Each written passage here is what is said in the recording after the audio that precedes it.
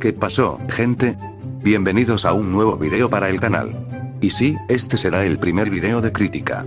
La verdad ya estoy cansado de entrar a Twitter, Facebook o cualquier red social y encontrarme siempre con la misma discusión. Que si un juego no va a 4K, que si no llega a 60 o 120 FPS, que si tiene ray tracing, que si no aprovecha el último procesador de moda, y entonces me hice una pregunta. ¿En qué momento dejamos de hablar de los videojuegos y empezamos a hablar únicamente de especificaciones técnicas? Hoy quiero dar mi opinión sobre eso. Porque siento que esta generación, o al menos una gran parte de ella, ha empezado a valorar más los gráficos, la resolución y los FPS que la experiencia de jugar. Y ojo, no estoy diciendo que los gráficos no importen. Claro que importa que un juego se vea bonito y funcione bien. Nadie quiere un juego lleno de errores.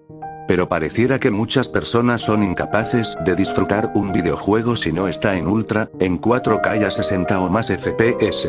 Y mientras todos discuten eso, se olvidan de lo realmente importante. La historia. Los personajes. La música. La jugabilidad. Las emociones que transmite un juego. Porque al final eso es lo que uno recuerda años después. Pregúntenle a cualquier persona por qué recuerda tanto San Andreas, Half-Life 2, Need for Speed Most Wanted, Warcraft 3, Resident Evil 4 o Portal. No te van a responder, porque corría a 120 FPS. Te van a hablar de las misiones. De los personajes. De la banda sonora. De los momentos que los hicieron reír o emocionarse. Eso era lo que hacía grandes a esos juegos. Ahora hablemos de algo que me frustra bastante. La optimización. ¿Cómo es posible que hoy en día existan juegos relativamente sencillos gráficamente que pidan 16 GB de RAM como requisito mínimo? ¿En serio hemos llegado a ese punto? Y antes de que alguien diga, ¿es que la tecnología avanzó? Sí, claro que avanzó. Pero también antes se hacían verdaderas maravillas con hardware muchísimo más limitado. Ahí está el ejemplo de que Rockstar logró meter un mundo abierto gigantesco dentro de una PlayStation 3 que apenas tenía 512 MB de memoria. Y funcionaba. No era perfecto. Pero funcionaba. Hoy en día hay juegos que pesan apenas unos pocos gigas y aún así necesitan una cantidad absurda de memoria y procesador. Tomemos como ejemplo Mecha Chameleon. No es precisamente el juego más impresionante gráficamente. Pesa alrededor de 3 GB. Y aún así pide 16 GB de RAM para jugarlo cómodamente. ¿No les parece extraño? Entonces uno se pregunta, ¿realmente necesitamos tanto hardware? ¿O simplemente las compañías dejaron de optimizar como antes? Porque optimizar cuesta tiempo. Cuesta dinero.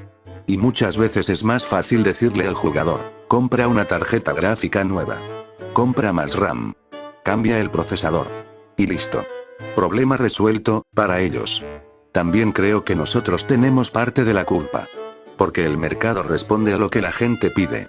Si millones de personas solo hablan de gráficos, resolución y FPS, las empresas van a invertir más recursos en vender gráficos que en escribir una buena historia. Porque eso es lo que genera ventas. Es más fácil mostrar un tráiler con gráficos espectaculares que convencer a alguien de que la historia será increíble. Y poco a poco nos acostumbramos. Ya casi nadie pregunta, ¿es divertido? Ahora preguntan, ¿corre a 120 FPS? Y eso me parece muy triste. Extraño esa época donde uno instalaba un juego en una computadora con apenas 2 GB de RAM. No importaba si el monitor era viejo. No importaba si los gráficos eran simples. Uno simplemente jugaba durante horas. Y era feliz. No necesitábamos el mejor setup. No necesitábamos una RTX. No necesitábamos 32 GB de RAM. Solo queríamos divertirnos. No digo que antes todo fuera mejor. Hoy existen juegos increíbles. También hay desarrolladores que siguen demostrando que una buena historia vale más que 1000 efectos gráficos. Pero sí siento que la industria, poco a poco, ha ido cambiando sus prioridades. Y eso debería preocuparnos. Porque mientras más aceptemos juegos mal optimizados, incompletos o lanzados con prisas, más normal será que las compañías sigan haciéndolo. Y al final los únicos que perdemos somos nosotros. Pero esa es solo mi opinión. Ahora quiero leer la de ustedes. ¿Creen que la culpa es de los consumidores? ¿De las compañías? ¿O de ambos? ¿Extrañan esa época donde cualquier PC podía correr auténticos juegazos? Déjenme su opinión en los comentarios porque de verdad quiero leerlos. Yo soy Gabo64. Gracias por llegar hasta aquí.